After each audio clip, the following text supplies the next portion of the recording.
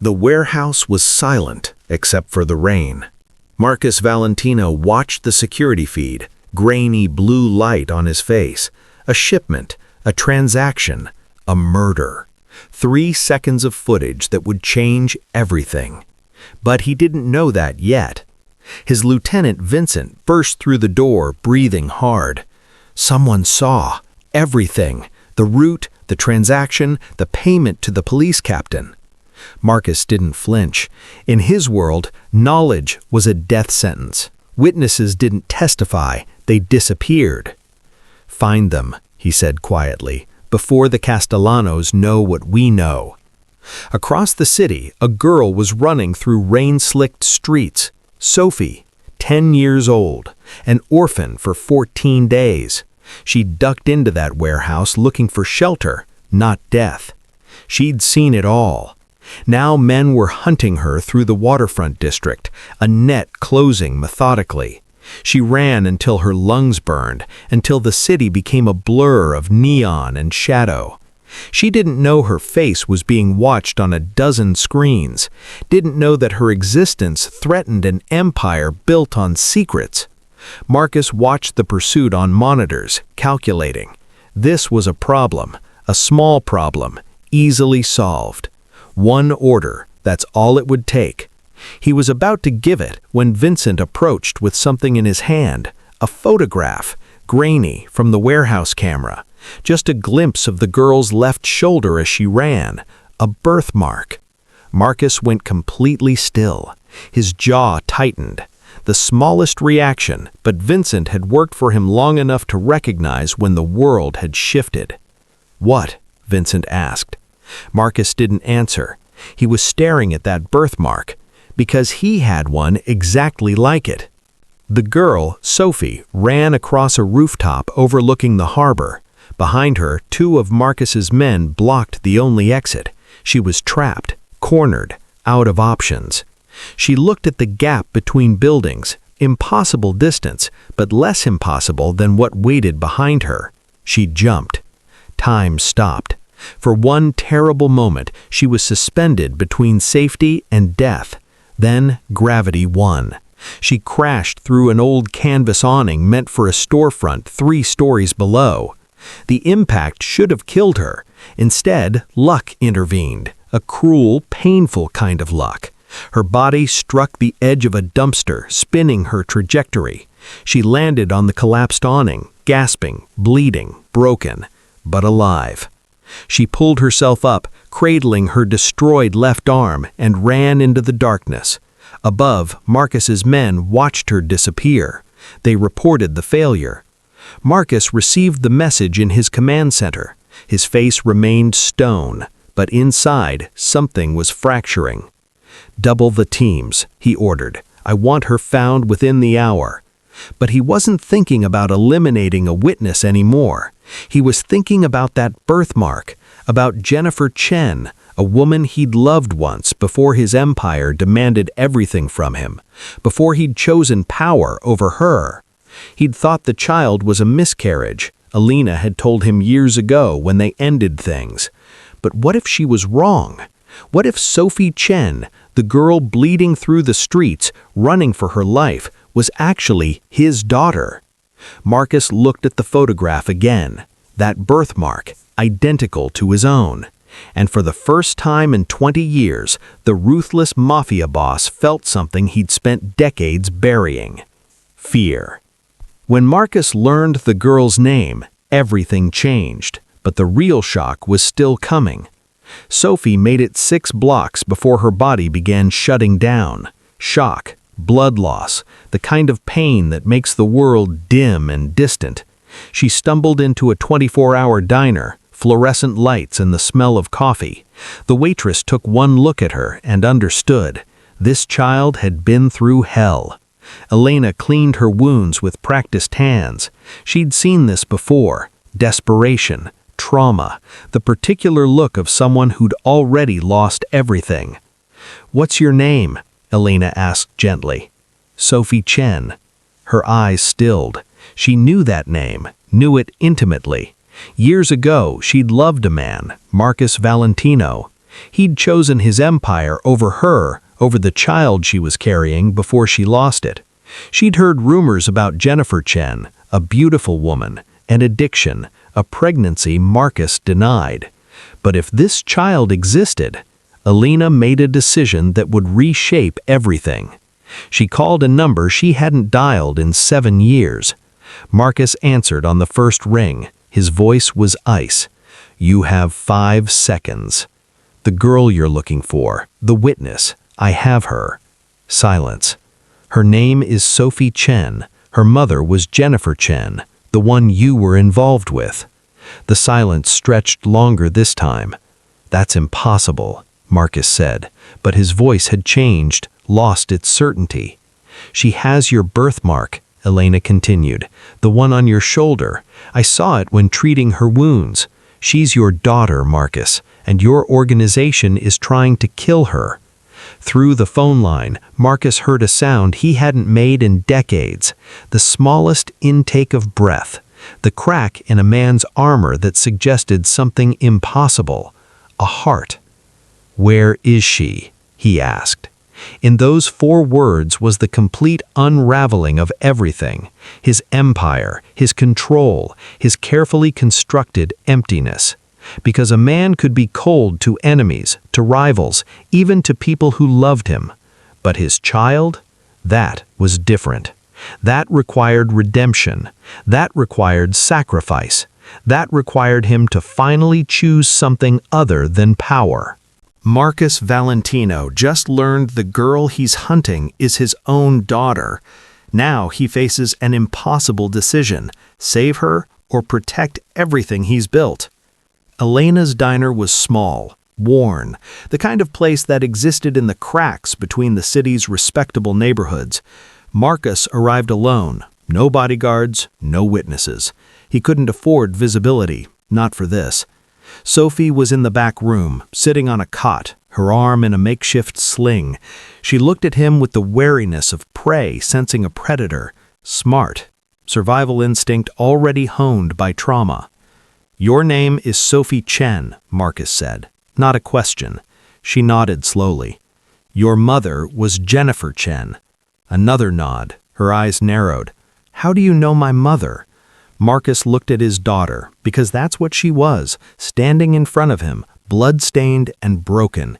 He could see Jennifer in her face, the same intelligent eyes, the same stubborn set to her jaw.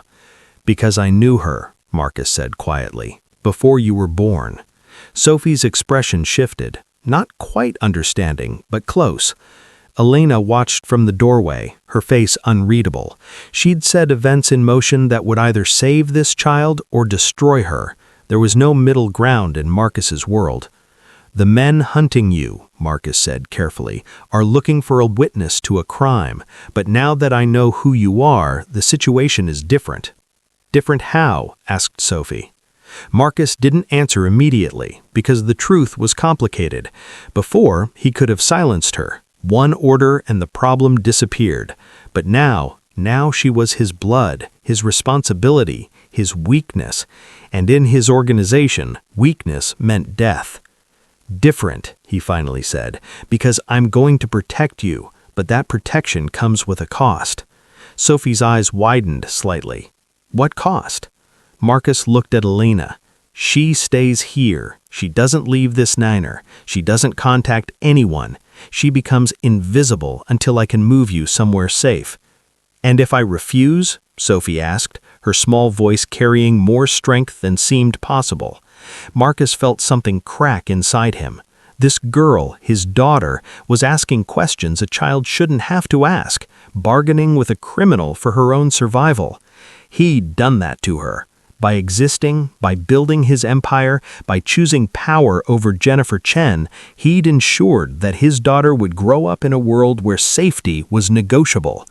"Then you die," and there was no cruelty in his voice, only terrible honesty. "The men hunting you won't stop. Your only chance is to trust me, to disappear."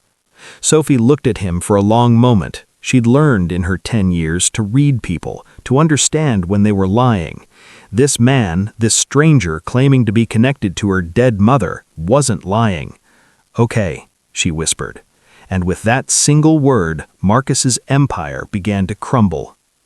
Marcus brought his daughter into hiding, but keeping her safe would require sacrificing the very thing he'd spent 20 years building.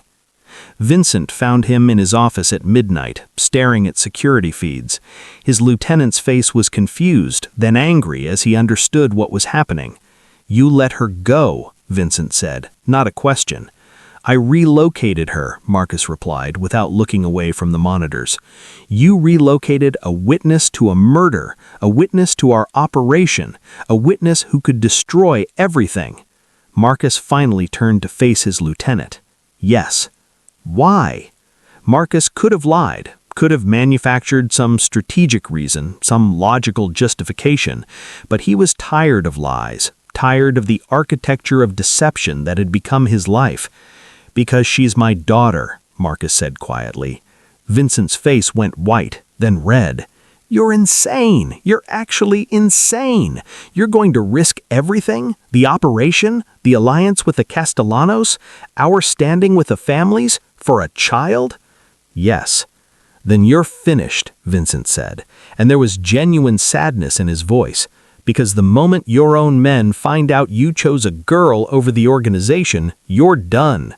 They'll move against you. They'll take your territory. They'll take everything." Marcus knew his lieutenant was right. That was the law of his world. Show weakness and the wolves would tear you apart. His men would see this as a crack in the armor, a sign that his priorities had shifted, a sign that he was no longer the ruthless, decisive leader who'd built their empire. "Then we'll deal with that when it comes," Marcus said. Vincent left, and Marcus made a decision. He couldn't protect Sophie while running his organization. He couldn't be both a father and a mafia boss. The roles were fundamentally incompatible. He called an emergency meeting of his lieutenants, 12 men who'd been with him for years, men who trusted him because he'd never shown them anything but absolute certainty. "I'm stepping back," Marcus announced. The room erupted. "You can't step back. The Castellanos will move immediately. We have operations in 4 states. Marcus raised his hand, and silence fell. That much power, at least, he still held. "I'm stepping back," he repeated, "because I've discovered something more important than power, more important than territory, more important than any of you." He paused, letting the words sink in. "Family." The room exploded. Chairs were overturned, voices rose in anger and disbelief. Vincent watched with an expression of something like pity, because everyone in that room understood what Marcus had just done. He'd declared war on his own organization. By choosing his daughter, Marcus has declared war on his own organization. Now both Sophie and her father face enemies closing in from all sides.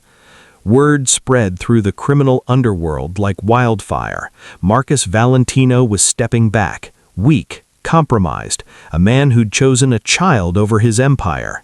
Within 48 hours, 3 of his lieutenants defected to rival families. His business partners stopped answering his calls. The Castellanos, sensing vulnerability, began moving into his territories. Sophie, hidden in Elena's back room, watched the news on a small television. Reports of gang violence, turf wars, territory disputes. She didn't understand all of it, but she understood enough. Her father's choice was destroying him. "This is my fault," Sophie said to Elena, who was sitting beside her on the cot. "No," Elena said firmly. "This is his choice. He's choosing you. That's not your responsibility to fix." But Sophie, old beyond her years, understood something Elena didn't. Understanding that sometimes love meant cost. Sometimes protecting someone required sacrifice. And sometimes the most terrifying thing wasn't danger from outside. Previously, Marcus discovered the girl he's hunting is his daughter, but she's still in danger, and now he faces a choice that will define everything he is. Marcus arrived at Elena's diner in the rain, alone. No guards, no protection. He moved like a ghost through the empty streets, a man operating on instinct rather than calculation. Inside, Sophie sat in a corner booth wrapped in Elena's oversized sweater. Her left arm was wrapped in gauze. A butterfly bandage covered the gash on her forehead. She looked small, fragile, nothing like the ruthless genetic code that had created her. She looked like Jennifer. Marcus stopped in the doorway, unable to move forward. The sight of her, his daughter, this child he'd never known existed, was a physical blow. 20 years of emotional numbness shattered in seconds. Sophie looked up, saw a man in an expensive coat, rain-damp, staring at her like she'd risen from the dead. "You're the one looking for me?" she said flatly. Not a question. Children were perceptive. She'd seen fear in men's faces before, in the eyes of addicts desperate for the next fix, in the expressions of people who'd lost everything. She recognized that same fear in Marcus. "Yes," Marcus said. His voice was barely audible. Elena watched the moment unfold, understanding its weight. "My mother," Sophie said. "Did you know her? Jennifer Chen?" Marcus couldn't answer immediately, couldn't trust his voice. "She talked about you, before the drugs got bad. She said you were powerful, that you could change the world if you wanted to, but you were too scared." The words landed like bullets, accurate, devastating. "I didn't know you existed," Marcus said finally. "I know. Mom said you'd chosen your empire instead." Sophie's eyes were hard, older than they should be. "So why are you here, if you're just going to kill me like your men tried to?" Marcus looked at Elena, a silent question. "She knows what she saw," Elena said quietly. "She's not stupid." Marcus turned back to his daughter, his actual biological daughter, and made a decision that would reshape the entire criminal landscape of the city. "I'm not going to kill you. I'm going to protect you. And in exchange, you're going to tell me everything you saw, every detail. Because what you witnessed, it's not just dangerous to you, it threatens people I work with. It threatens my business." "Your business is crime," Sophie said flatly. "Yes," Marcus admitted. "No point in lying to her. My business is crime, and you have leverage I can't ignore." Sophie processed this. "So you want me to keep quiet?" "I want you alive," Marcus corrected. "The Castellanos, the rival family, they know something happened at that warehouse. They're going to hunt you now, regardless of what I do. My organization, the police, everyone with something to hide will be looking for you." He stepped closer. "The only way you survive is if you disappear, and the only way I survive is if I know exactly what you saw, so I can control the damage." "What if I don't want to disappear?" Sophie asked. "What if I want to go to the police?" Marcus was quiet for a long moment. "Then you'll be dead within 48 hours. It wasn't a threat, it was a fact. I'll make sure of it myself, because you knowing what you know is more dangerous to me than you being alive. But you don't want that, and neither do I." Sophie looked at this man, her father, and saw the truth of it reflected in his face. "So my choices are," Sophie said slowly, "disappear with you or die." "Yes," Marcus said. "I'm sorry, those are your actual choices." And in that moment, the girl, Sophie Chen, made a decision that would set in motion events neither of them could have predicted. She nodded. "Okay," she whispered. "I'll disappear with you, but I'm going to tell you exactly what I saw, and then you're going to fix it. You're going to fix all of it, because my mother died because of people like you, and I'm not going to let her death be meaningless." Marcus felt something shift inside him. She didn't know it yet, but she'd just fundamentally altered his world. She wasn't asking for mercy, she was demanding redemption. Marcus finally met his daughter, but when she tells him what she really saw at the warehouse, his entire empire begins to crumble. They moved to a safe house, one of Marcus's properties across the bridge in New Jersey. No technology, no connections to his organization, just a man, a child, and the truth. Sophie told him everything. In a small kitchen under fluorescent lights, she described the scene at the warehouse with the precise detail of a child who'd survived by observing everything. The men, their names, she'd heard them called out: Dominic, Carmine, Vincent. The victim, a man Marcus recognized immediately from her description: Paul Castellano. Not just any member of the Castellano family. Paul was the son of the Castellano patriarch, the heir, the future of their organization. And Marcus's own lieutenant, Dominic, had executed him on Marcus's orders. But there was more. The man who gave the order, Sophie said quietly, he was on the phone. I could hear him through the warehouse door. He said something about making sure the Castellanos blamed the Russians. He said the whole point was to start a war between families. Marcus felt the world tilt. Did you hear the name? The name of the man giving the order? Marcus asked carefully. Sophie shook her head.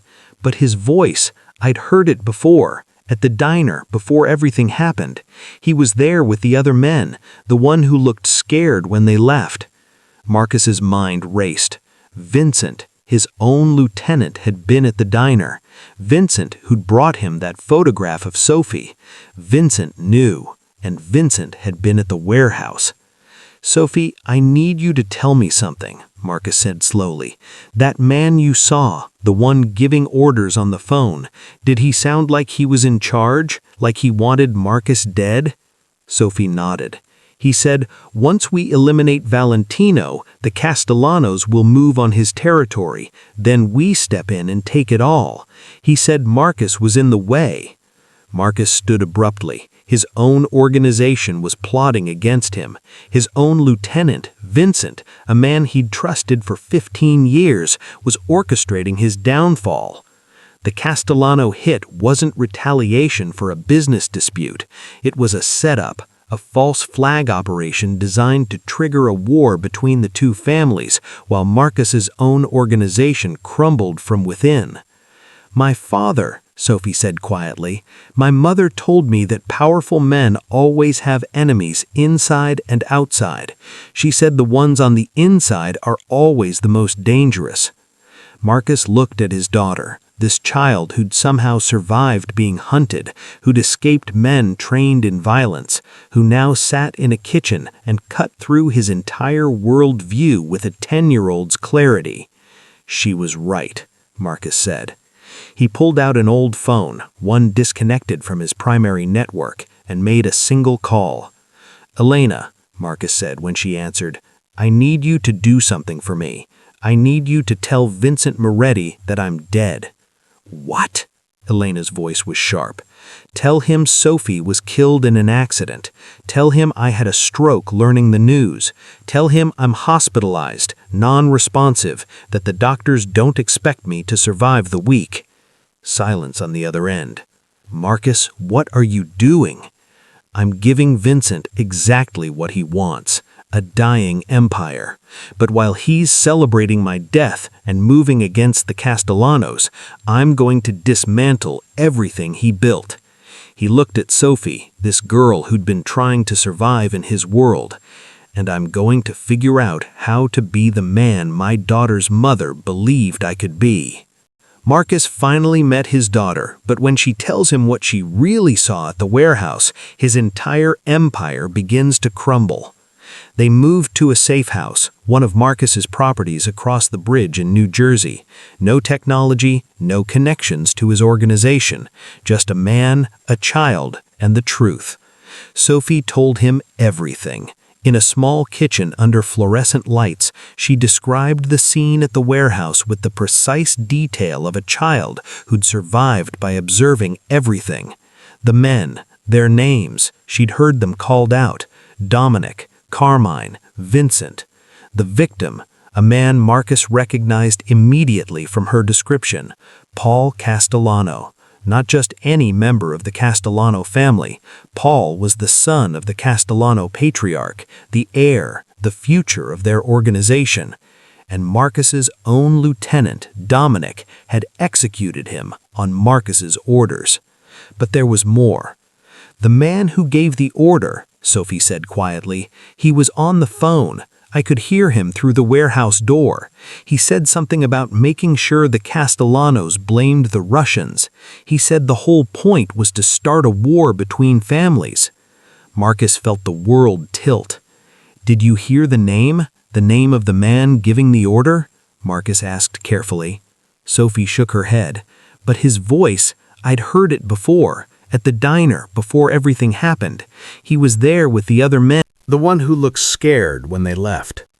Marcus's mind raced. Vincent, his own lieutenant, had been at the diner. Vincent, who'd brought him that photograph of Sophie. Vincent knew, and Vincent had been at the warehouse. "Sophie, I need you to tell me something," Marcus said slowly. "That man you saw, the one giving orders on the phone, did he sound like he was in charge? Like he wanted Marcus dead?" Sophie nodded. "He said once we eliminate Valentino, the Castellanos will move on his territory. Then we step in and take it all. He said Marcus was in the way." Marcus stood abruptly. His own organization was plotting against him.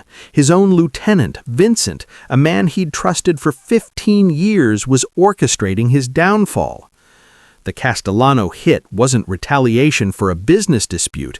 It was a setup, a false flag operation designed to trigger a war between the two families, while Marcus's own organization crumbled from within. "My father," Sophie said quietly, "my mother told me that powerful men always have enemies inside and outside. She said the ones on the inside are always the most dangerous."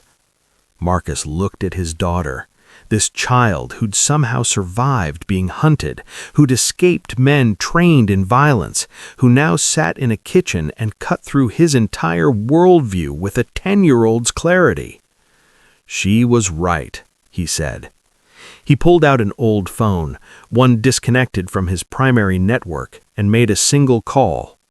"Elena," he said when she answered, "I need you to do something for me.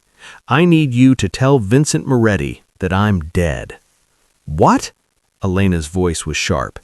"Tell him Sophie was killed in an accident. Tell him I had a stroke learning the news. Tell him I'm hospitalized, non-responsive, that the doctors don't expect me to survive the week." Silence on the other end. "Marcus, what are you doing?" "I'm giving Vincent exactly what he wants, a dying empire. But while he's celebrating my death and moving against the Castellanos, I'm going to dismantle everything he built." He looked at Sophie, this child who'd somehow survived being hunted, who'd escaped men trained in violence, who now sat in a kitchen and cut through his entire worldview with a 10-year-old's clarity. "She was right," he said. He pulled out an old phone, one disconnected from his primary network, and made a single call. "Elena," he said when she answered, "I need you to do something for me. I need you to tell Vincent Moretti that I'm dead." "What?" Elena's voice was sharp. "Tell him Sophie was killed in an accident. Tell him I had a stroke learning the news. Tell him I'm hospitalized, non-responsive, that the doctors don't expect me to survive the week." Silence on the other end. "Marcus, what are you doing?" "I'm giving Vincent exactly what he wants, a dying empire. But while he's celebrating my death and moving against the Castellanos, I'm going to dismantle everything he built." He looked at Sophie, this child who'd somehow survived being hunted, who'd escaped men trained in violence, who now sat in a kitchen and cut through his entire worldview with a 10-year-old's clarity. "She was right," he said. He pulled out an old phone, one disconnected from his primary network, and made a single call. "Elena," he said when she answered, "I need you to do something for me. I need you to tell Vincent Moretti that I'm dead." "What?" Elena's voice was sharp. "Tell him Sophie was killed in an accident. Tell him I had a stroke learning the news. Tell him I'm hospitalized, non-responsive, that the doctors don't expect me to survive the week." Silence on the other end. "Marcus, what are you doing?" I'm giving Vincent exactly what he wants, a dying empire. But while he's celebrating my death and moving against the Castellanos, I'm going to dismantle everything he built." He looked at Sophie, this child who'd somehow survived being hunted, who'd escaped men trained in violence, who now sat in a kitchen and cut through his entire worldview with a 10-year-old's clarity. "She was right," he said. He pulled out an old phone, one disconnected from his primary network, and made a single call. "Elena," he said when she answered, "I need you to do something for me. I need you to tell Vincent Moretti that I'm dead." "What?" Elena's voice was sharp. "Tell him Sophie was killed in an accident. Tell him I had a stroke learning the news. Tell him I'm hospitalized, non-responsive, that the doctors don't expect me to survive the week." Silence on the other end. "Marcus, what are you doing?" "I'm giving Vincent exactly what he wants, a dying empire. But while he's celebrating my death and moving against the Castellanos, I'm going to dismantle everything he built." He looked at Sophie, this child who'd somehow survived being hunted, who'd escaped men trained in violence, who now sat in a kitchen and cut through his entire worldview with a 10-year-old's clarity. "She was right," he said. He pulled out an old phone, one disconnected from his primary network, and made a single call. "Elena," he said when she answered, "I need you to do something for me. I need you to tell Vincent Moretti that I'm dead." "What?" Elena's voice was sharp. "Tell him Sophie was killed in an accident. Tell him I had a stroke learning the news. Tell him I'm hospitalized, non-responsive, that the doctors don't expect me to survive the week." Silence on the other end. "Marcus, what are you doing?" "I'm giving Vincent exactly what he wants, a dying empire. But while he's celebrating my death and moving against the Castellanos, I'm going to dismantle everything he built." He looked at Sophie, this child who'd somehow survived being hunted, who'd escaped men trained in violence, who now sat in a kitchen and cut through his entire worldview with a 10-year-old's clarity. "She was right," he said. He pulled out an old phone, one disconnected from his primary network, and made a single call. "Elena," he said when she answered, "I need you to do something for me. I need you to tell Vincent Moretti that I'm dead." "What?" Elena's voice was sharp. "Tell him Sophie was killed in an accident. Tell him I had a stroke learning the news. Tell him I'm hospitalized, non-responsive, that the doctors don't expect me to survive the week." Silence on the other end. "Marcus, what are you doing?" "I'm giving Vincent exactly what he wants, a dying empire. But while he's celebrating my death and moving against the Castellanos, I'm going to dismantle everything he built." He looked at Sophie, this child who'd somehow survived being hunted, who'd escaped men trained in violence, who now sat in a kitchen and cut through his entire worldview with a 10-year-old's clarity. "She was right," he said. He pulled out an old phone, one disconnected from his primary network, and made a single call. "Elena," he said when she answered, "I need you to do something for me. I need you to tell Vincent Moretti that I'm dead." "What?" Elena's voice was sharp. "Tell him Sophie was killed in an accident. Tell him I had a stroke learning the news. Tell him I'm hospitalized, non-responsive, that the doctors don't expect me to survive the week." Silence on the other end. "Marcus, what are you doing?" "I'm giving Vincent exactly what he wants, a dying empire. But while he's celebrating my death and moving against the Castellanos, I'm going to dismantle everything he built." He looked at Sophie, this child who'd somehow survived being hunted, who'd escaped men trained in violence, who now sat in a kitchen and cut through his entire worldview with a 10-year-old's clarity. "She was right," he said.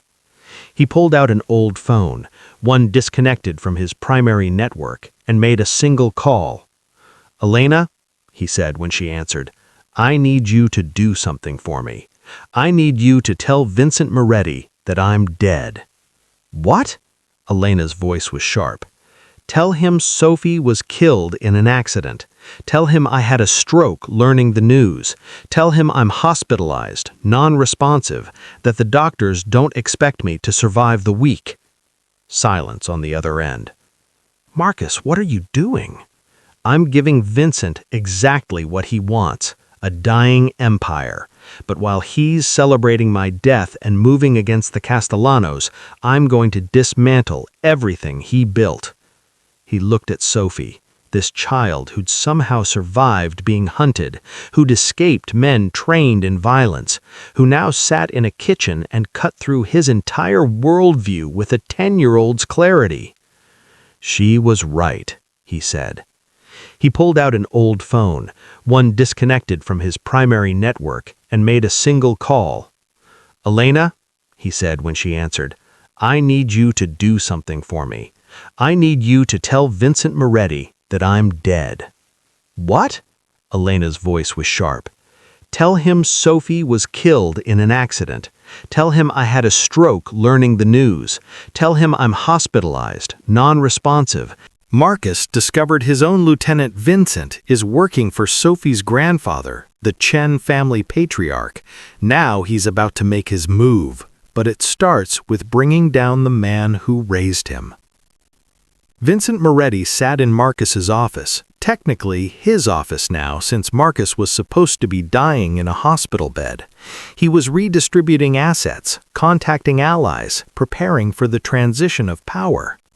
His phone rang, unknown number. "Vincent," a voice said. Marcus's voice, unmistakable. Vincent's blood went cold.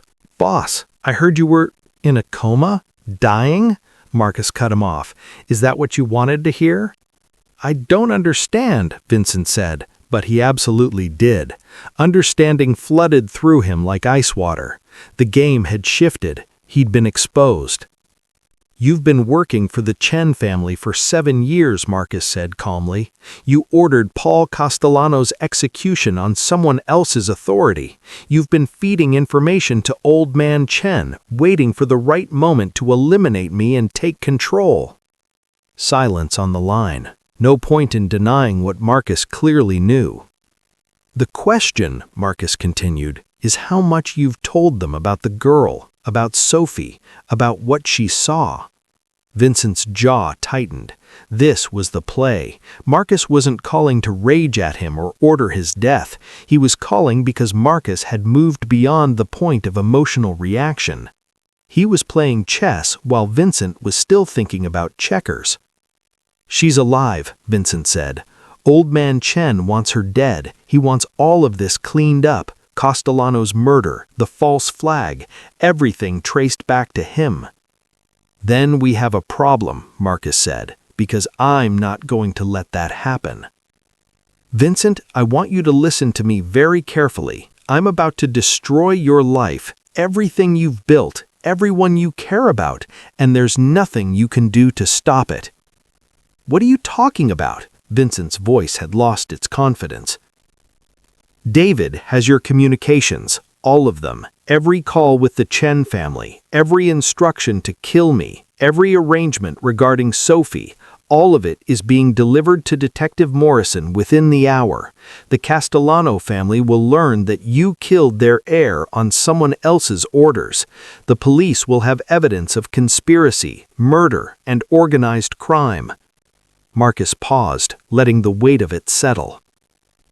"The question, Vincent, is whether you die looking at yourself in the mirror and knowing you could have protected an innocent child, or whether you die knowing you put her in more danger."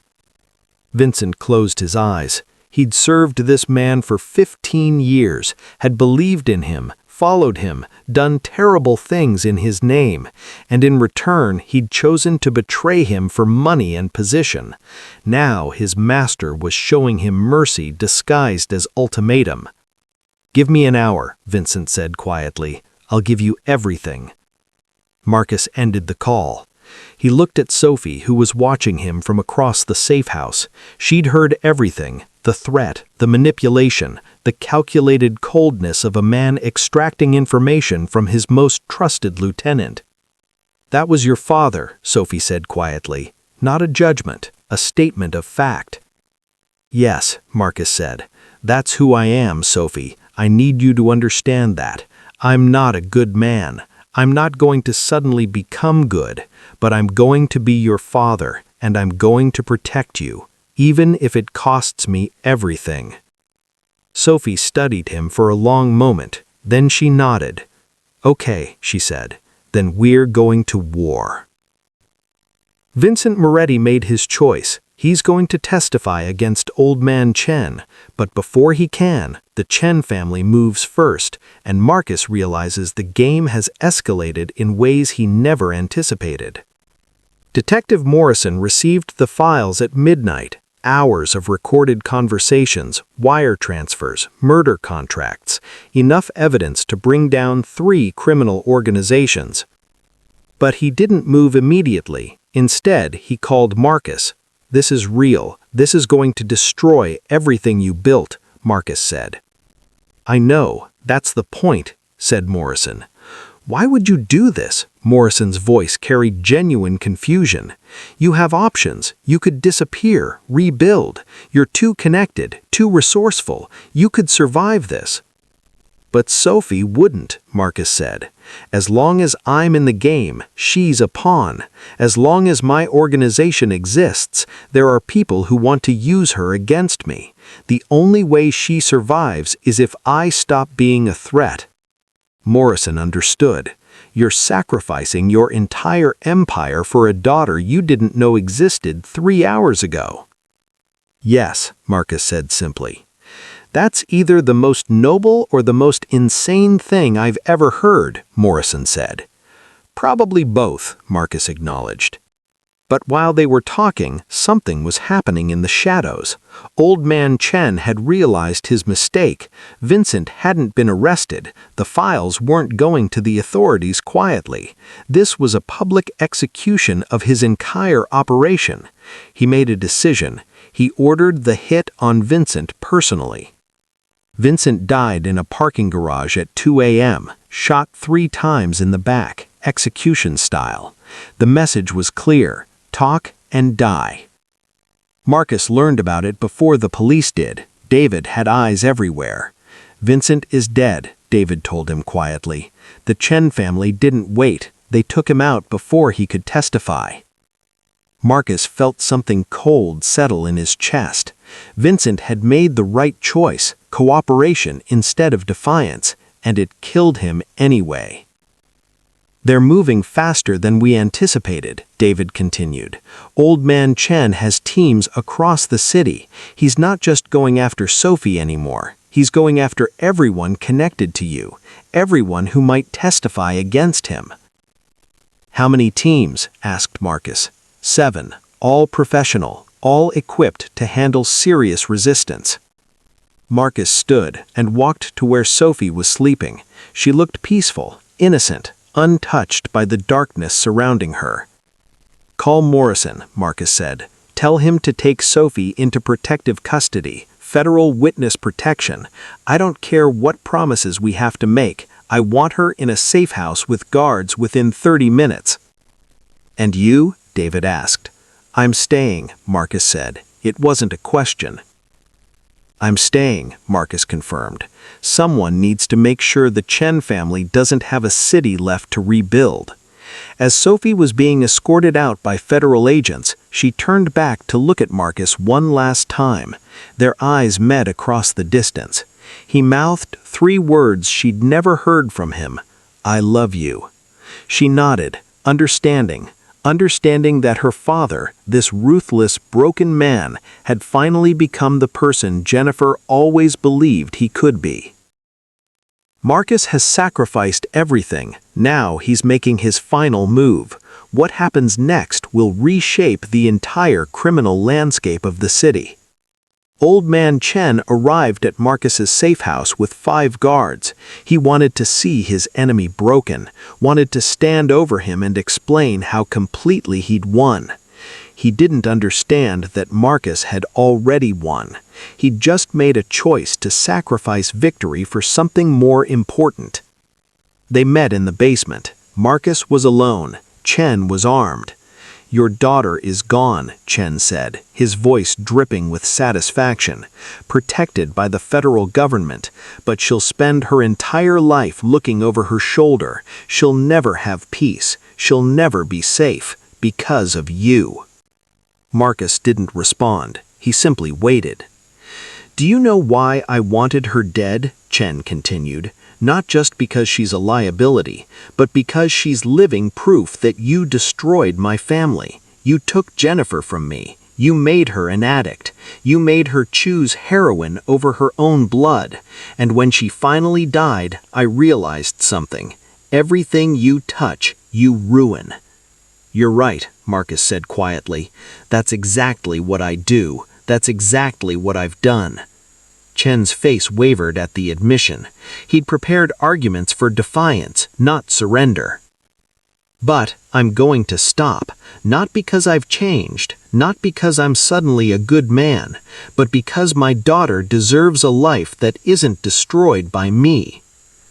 "So here's what's going to happen," Marcus continued. "In 30 seconds, this building is going to be surrounded by federal agents. Detective Morrison has enough evidence to lock you away for the rest of your life. Your organization is going to collapse, your family is going to turn on you, and you're going to spend your final years alone in a cell, understanding exactly what I understood. Power is only power until someone takes it away." Chen's face went white. He'd walked into a trap, a confession trap. Everything he'd said was being recorded. He raised his gun. "Go ahead," Marcus said calmly. "Shoot me, but it doesn't change anything. My daughter is safe. Your empire is finished, and you'll spend eternity knowing that you lost to a man who was willing to walk away from everything." Chen's hand shook. For a moment, the option was real. Kill Marcus. At least have that satisfaction before the authorities arrived. But before he could pull the trigger, federal agents flooded through the doors. 30 of them, armed, professional, unstoppable. Chen dropped his weapon. He understood. It was over. As they led him away, Chen looked back at Marcus with an expression somewhere between rage and despair. "You've lost everything," Chen said. "No," Marcus replied. "For the first time in my life, I've actually won something that matters." In a federal safe house across the state, Sophie watched on a news broadcast as her grandfather was arrested, as her father's organization crumbled on live television, as the empire that had shaped both their lives fell to dust. Elena, who was helping Sophie through the transition, sat beside her on the couch. "What happens now?" Sophie asked. "Now," Elena said, "your father gets to decide who he becomes." Sophie looked at the photograph of her mother, Jennifer Chen, that Elena had given her, a beautiful woman who'd tried to escape darkness and failed, who'd loved Marcus despite understanding what he was, who'd left behind a daughter who would finally be safe. "I want to see him when this is over, when he's not in prison." Elena smiled sadly. "I think he'd want that too." But neither of them knew what would come next. Neither understood that Marcus's sacrifice would demand a price far higher than they could imagine, that the choice to walk away from power often came with consequences that destroyed you just as thoroughly as power itself. The reckoning wasn't over. It was only beginning. Recap. Old Man Chen is in prison. Marcus's empire has fallen. Sophie is safe.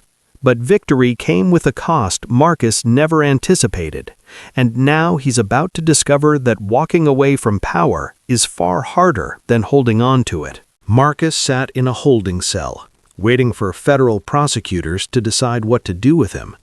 He'd given them everything: Financial records, organizational charts, names of corrupt officials, drug routes, human trafficking operations. He'd dismantled his own empire piece by piece. But that didn't make him innocent. It made him cooperative. The charges against him were still substantial: murder, conspiracy, racketeering, money laundering. The prosecutors were debating whether to offer a plea deal or push for maximum sentences. Detective Morrison visited him on the third day. "You look like hell," Morrison said, sitting across from him in the visitation room. "I feel like hell," Marcus replied. "How's Sophie?" "Safe. Federal protection. They've set her up with a therapist, a tutor, security detail. She's in a secure location we're not disclosing." "Can I contact her?" Morrison shook his head. "Not yet. They want her to establish a new life first, a life without you in it. Once things stabilize, maybe, but not now." Marcus absorbed that. He'd sacrificed his empire for his daughter's safety, and part of that safety meant she couldn't see him, couldn't contact him, couldn't risk her new life by maintaining a connection to her father. "I have news about the plea deal," Morrison continued. "The prosecutors are offering 20 years.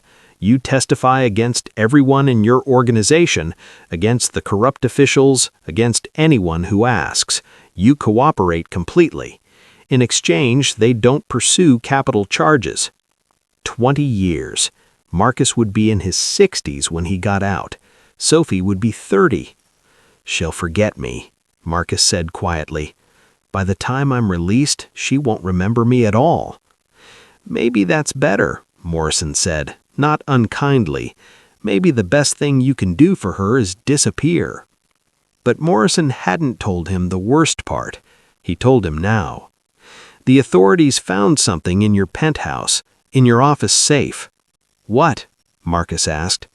Morrison placed a photograph on the table. It showed Jennifer Chen, Sophie's mother, at 25 years old, beautiful, alive, before the addiction, before the despair. Jennifer wrote a letter 20 years ago, before Sophie was born. She left instructions that if anything happened to her, the letter should be opened by Sophie when she turned 18. Marcus stared at the photograph. What did the letter say?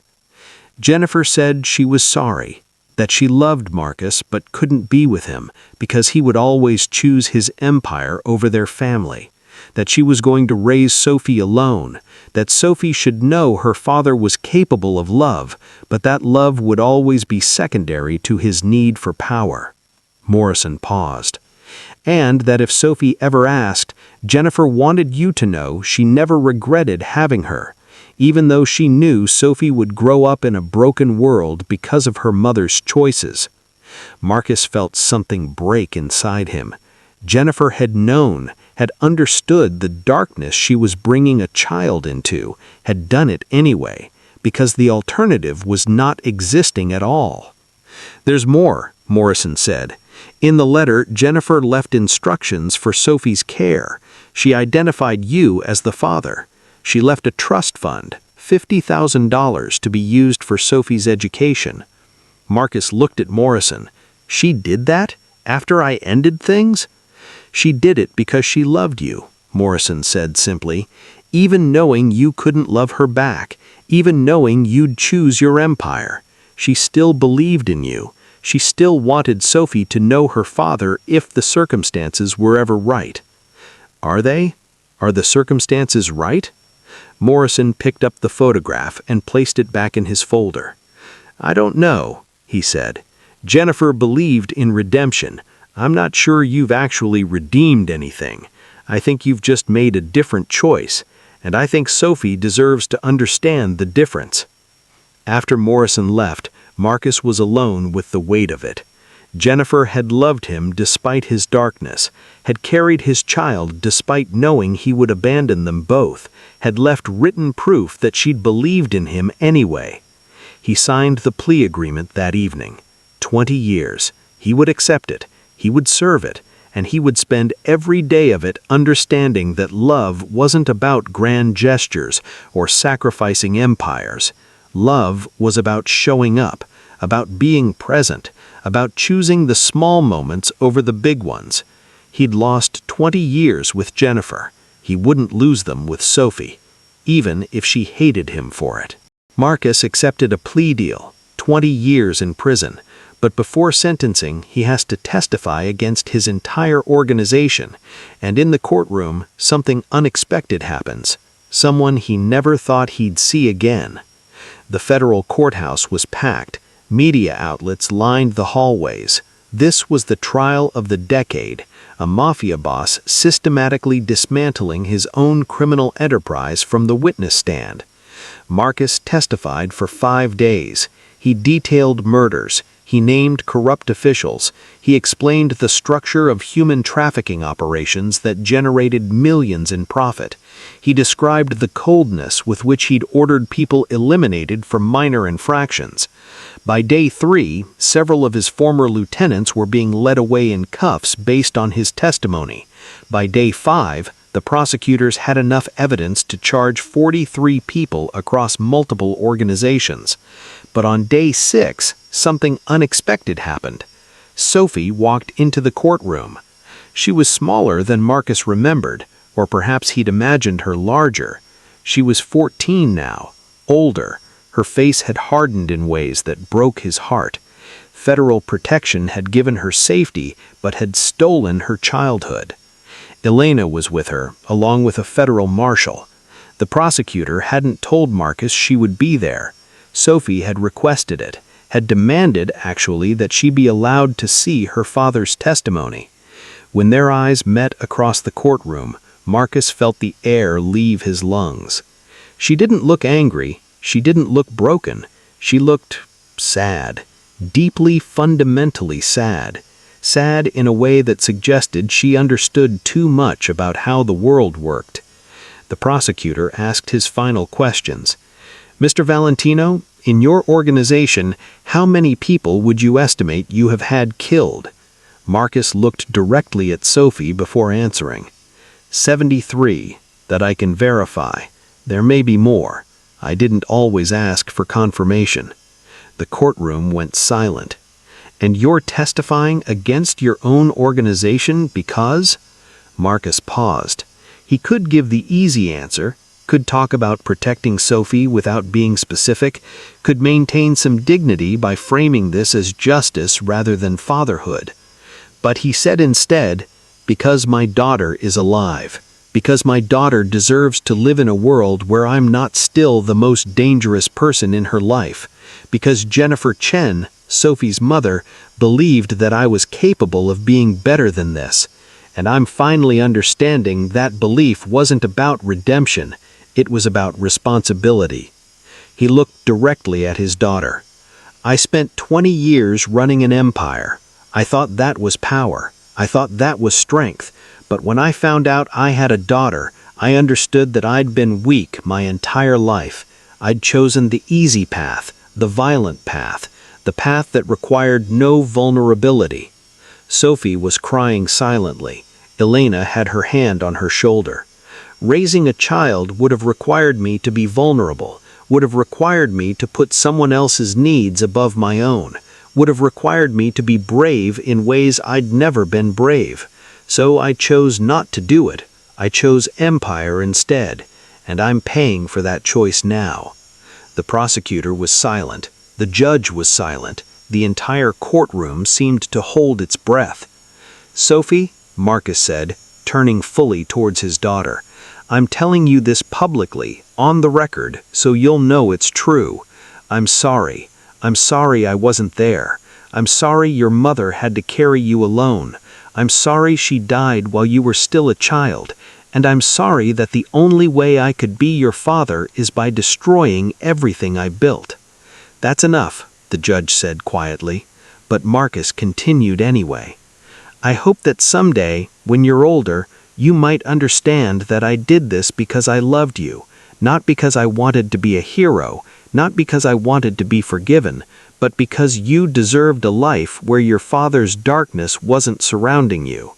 Sophie stood abruptly and left the courtroom. Elena followed her. Marcus watched them go, understanding that this was goodbye. This was Sophie rejecting the man her father was trying to become. That was her right. Marcus accepted a plea deal, 20 years in prison, but before sentencing he has to testify against his entire organization, and in the courtroom something unexpected happens. Someone he never thought he'd see again. The federal courthouse was packed, media outlets lined the hallways.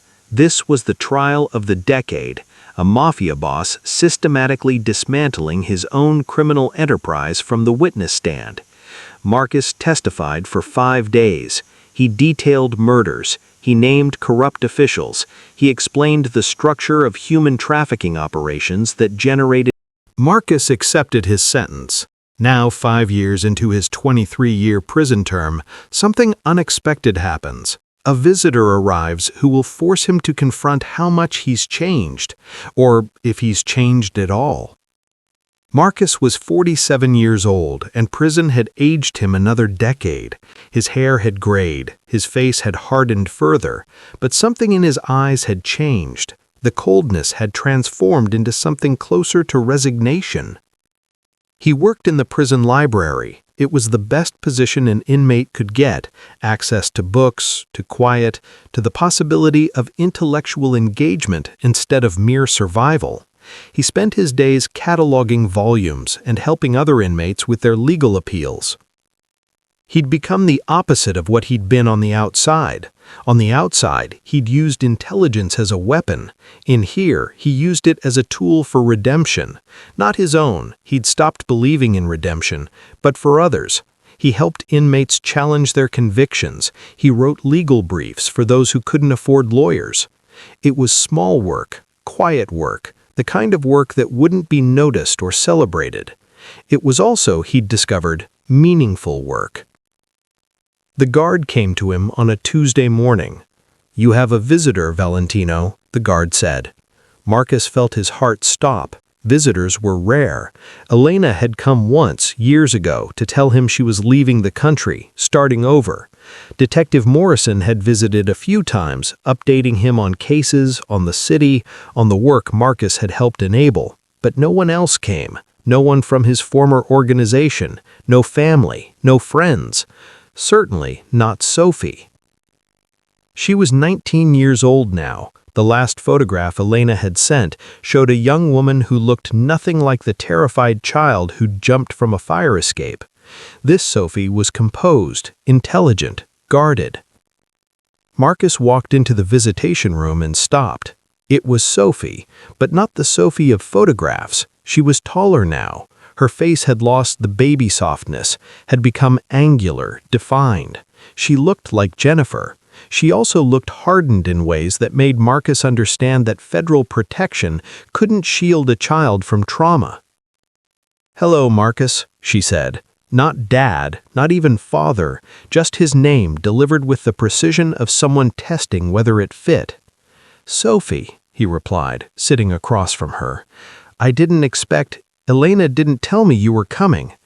"Elena doesn't know I'm here," Sophie said. "I'm 18. I have the right to visit whoever I want." Marcus absorbed that. Sophie had turned 18 and come to see him, not because she forgave him, not because she wanted reconciliation, but because she needed something from him. Information, perhaps, or answers.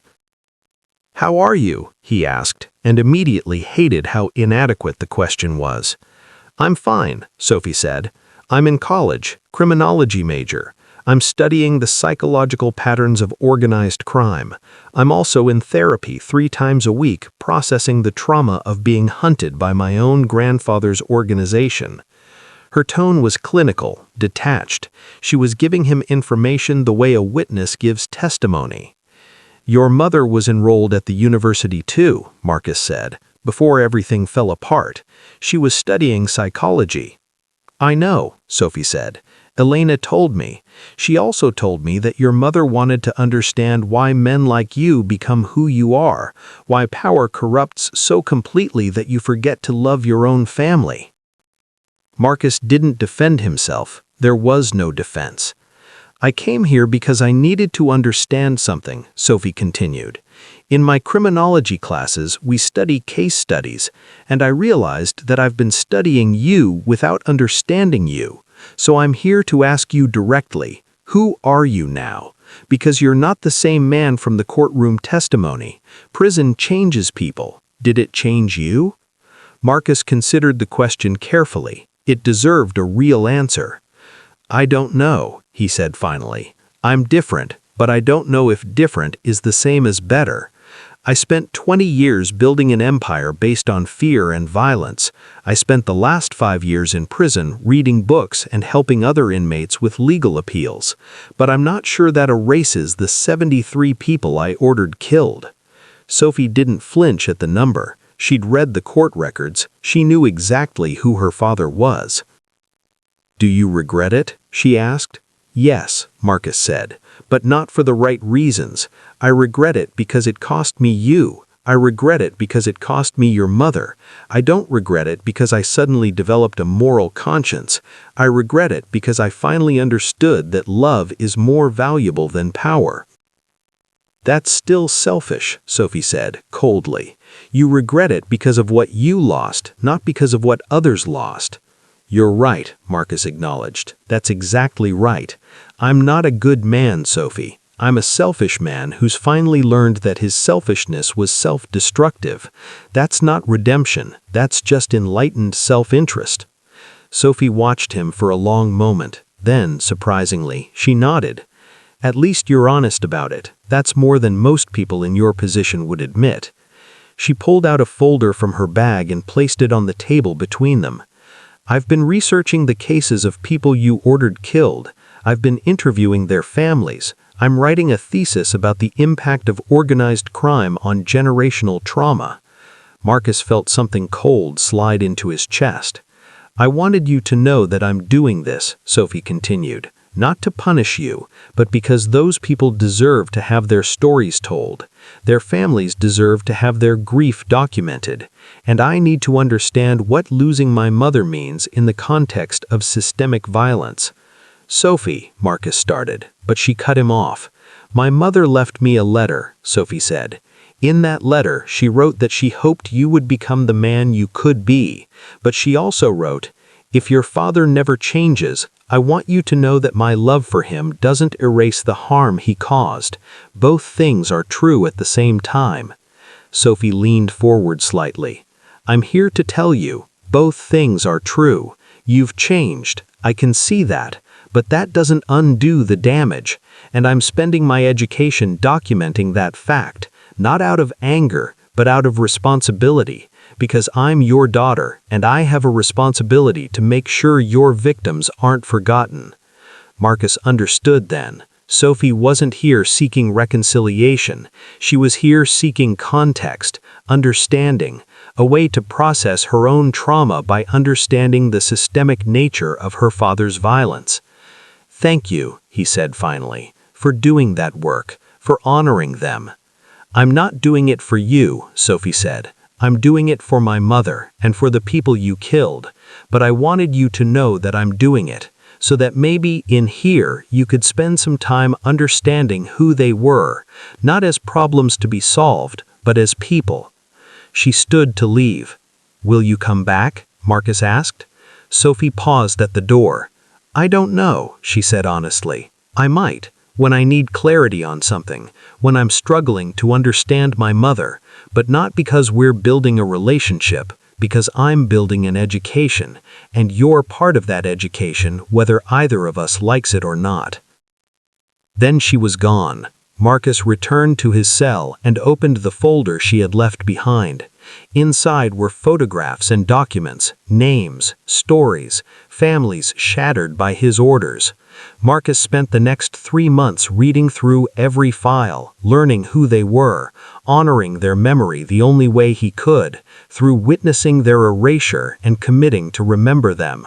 It wasn't redemption, but it was responsibility. A month after Sophie's visit, Marcus received a package in the mail, no return address. Inside was a sealed envelope with his name written in handwriting he recognized immediately. Jennifer's handwriting. The letter was dated 20 years ago, days after Sophie was born. Jennifer's handwriting was shaky, emotional, but determined.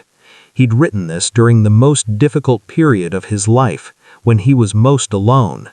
Marcus opened it with trembling hands. Marcus, I'm writing this because I need to say things to you that I can't say to your face. By the time you read this, if you ever read this, I'll probably be gone. Not from choice, but from circumstance, from the drugs that I'm using to escape the pain of carrying our daughter alone. I'm not writing this to make you feel guilty. God knows you'll feel guilty enough if you ever find out about Sophie. But I'm writing this because our daughter deserves to know her father, and if something happens to me, I want her to have your words, even if they're delivered 20 years late. I know why you chose your empire over us.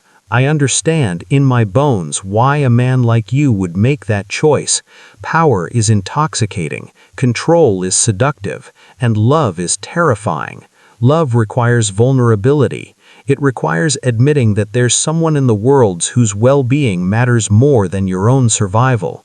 That's a hard thing for a man like you. But I want you to understand something. Loving you cost me everything. It cost me my family's respect. It cost me my education. It cost me my future. And ultimately, it will cost me my life. Because I can't handle raising our daughter alone, can't handle the weight of that responsibility, can't handle the knowledge that you're out there in the world building an empire while I'm here struggling to afford formula. But I don't regret it. Do you understand? Marcus is released from prison. Sophie meets him at the gates. But freedom brings a question neither of them can answer.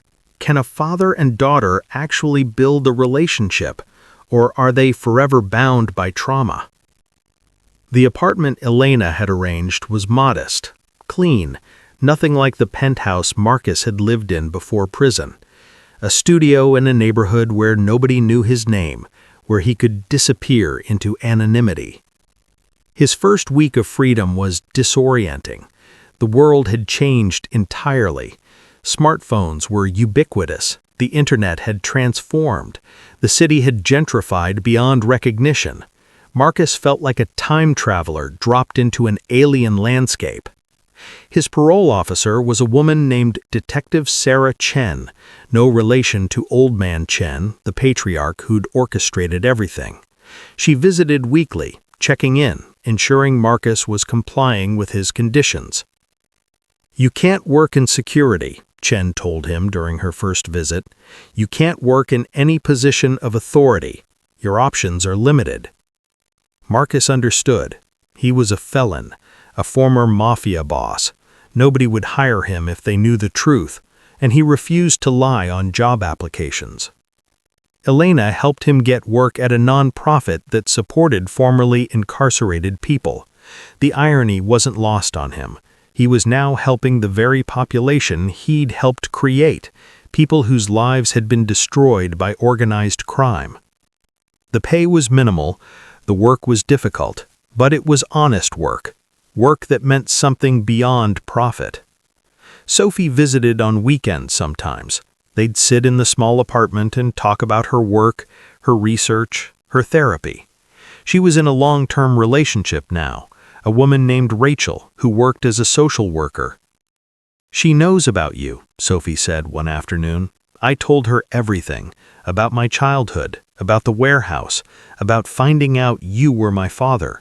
She wants to meet you sometime." Marcus felt something unexpected. Not hope, but something close to it.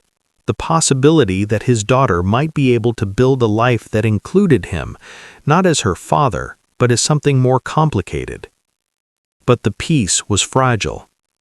3 months after Marcus's release, a journalist came to the apartment, a woman named Rebecca Hartley, who was writing a book about organized crime in Chicago. "I want to interview you, Marcus, the fallen Mafia boss, the redemption story, the man who sacrificed everything for his daughter. It's an incredible narrative." Marcus refused. He had no interest in being a redemption narrative. Redemption suggested that his actions had been erased, that his transformation was complete. Neither was true. Rebecca persisted. She came back twice. She offered money. She offered prominence. She offered the chance to tell his story on his terms. "My story isn't mine to tell," Marcus finally said. "It belongs to the people I hurt, to Sophie, to Jennifer, to everyone whose life I destroyed. If you want to write about me, you need their permission first." Rebecca was intrigued by that answer. She contacted Sophie, asked for an interview about her father, about what it meant to grow up as the daughter of a mafia boss. Sophie agreed, but she set conditions. She would talk about her trauma. She would talk about what it meant to be hunted by your own family. She would talk about losing her mother to addiction while her father built an empire. But she wouldn't participate in a redemption narrative. "My father isn't redeemed," Sophie told Rebecca in an interview Marcus later read. "He's transformed, but transformation isn't the same as redemption. Redemption suggests that his past is behind him. Transformation means his past is with him every day, informing every choice he makes." The book came out a year later, The Valentino Inheritance, One Family's Legacy of Violence and Resilience. It was a bestseller. It was adapted into a limited series, and it brought Marcus back into the public eye in ways he'd never anticipated. People recognized him on the street. Some wanted to thank him for his cooperation with authorities. Others wanted to confront him about the people he'd killed. One day, an older man approached him outside his apartment building. Marcus didn't recognize him at first. Then the man spoke. "I'm Robert Castellano. My son Paul was killed on your orders 26 years ago." Marcus went very still. "I wanted you to know," Robert continued, "that your daughter came to see me. She was researching families of victims. She told me that my son's death meant something, that his life was being honored through her academic work, that his death wasn't meaningless violence, it was a catalyst for understanding systemic trauma." Tears were running down Robert's face. "I spent 26 years hating you, hating your name, hating the fact that you were still alive and my son was dead. But your daughter made me understand something, that hating you wasn't bringing my son back, that the only way Paul's death could have meaning was if it led to something, prevention, understanding, change." Robert extended his hand. "So I'm here to tell you, I forgive you, not because what you did was forgivable, but because your daughter taught me that forgiveness is about healing yourself, not absolving the person who hurt you." Marcus shook his hand and felt something shift inside him. Not redemption, but recognition that his transformation, his choices, his willingness to bear witness, they had created ripples. They had meant something beyond his own salvation. Meeting Robert Castellano changed something in Marcus, but as his relationship with Sophie deepens through Rachel, old wounds threaten to resurface, and Marcus will have to answer the hardest question. Can he be part of his daughter's happiness, or will his presence always be a reminder of trauma? Rachel was nothing like Marcus expected. She was warm, direct, and completely unafraid of him. She came to the apartment one evening with Sophie and immediately set about making dinner in Marcus's small kitchen. "Sophie's told me about you, about who you were, about what you did, and I want you to know that I'm not interested in your past, but I am interested in your present." Marcus didn't know how to respond to that level of directness. "My mother was killed by a drunk driver," Rachel continued, "and for a long time I hated the man who did it. I actually went to meet him in prison.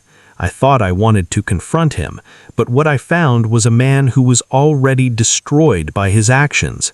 His suffering didn't change anything, didn't make my mother back, didn't make me feel better." She turned to face Marcus. "So I forgave him, not because he deserved it, but because I realized that holding on to hatred was poisoning my life.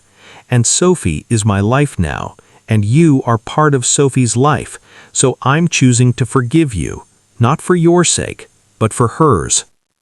Over the following months, Rachel became a bridge between Marcus and Sophie. They'd have dinners together, they'd go to movies, they'd build something that resembled a family. But the book's success created complications. Sophie's academic work had made her famous. She was invited to speak at universities. She was offered a book deal. She was becoming the public face of victims' advocacy. And every time she spoke, she had to talk about her father, about his crimes, about her trauma. One evening, after a particularly difficult speaking engagement, Sophie broke down. "I'm tired," she told Rachel and Marcus.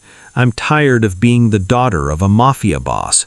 I'm tired of my trauma being interesting to people. I'm tired of my pain being content." Rachel held her while she cried. Marcus sat quietly, understanding that his presence was part of what exhausted her, that simply existing, simply being her father required her constantly to explain and contextualize and narrate her own suffering. "I want to stop," Sophie said finally. "I want to stop giving interviews, stop writing about the victims, stop making my mother's death meaningful by turning it into academic work." "You don't have to do any of that," Rachel said. "You can step back any time."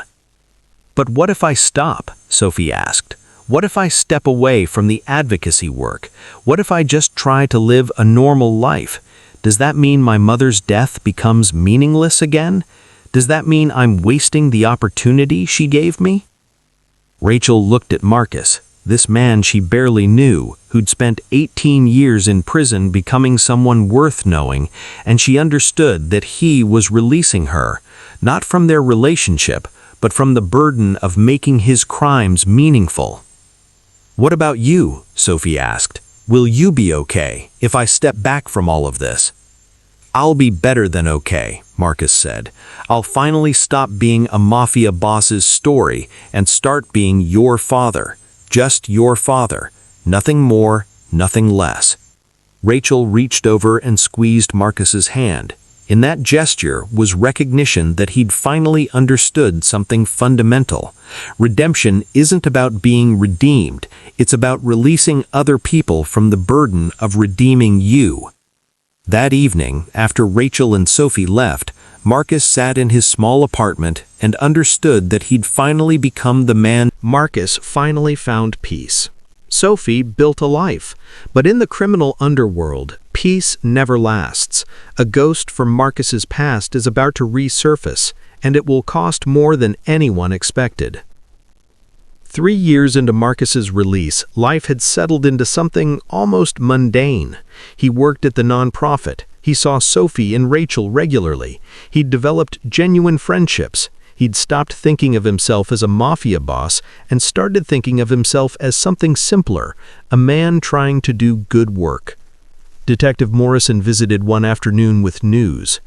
"Old man Chen died in prison," Morrison said. "Pancreatic cancer, 18 months of suffering."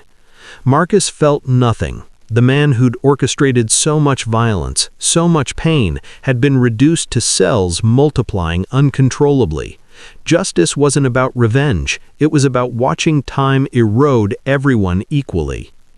"There's something else," Morrison continued. "Chen had a son, younger brother to Jennifer's father. He's been living quietly in Taiwan, but he's recently moved back to Chicago." Marcus felt something cold settle in his chest. "Why?" "We're not sure yet, but our intelligence suggests he's making moves to rebuild his family's organization. He's gathering the scattered pieces of Chen family operations, and Marcus, he's been asking questions about you." "What kind of questions?" Marcus asked, though he already knew the answer.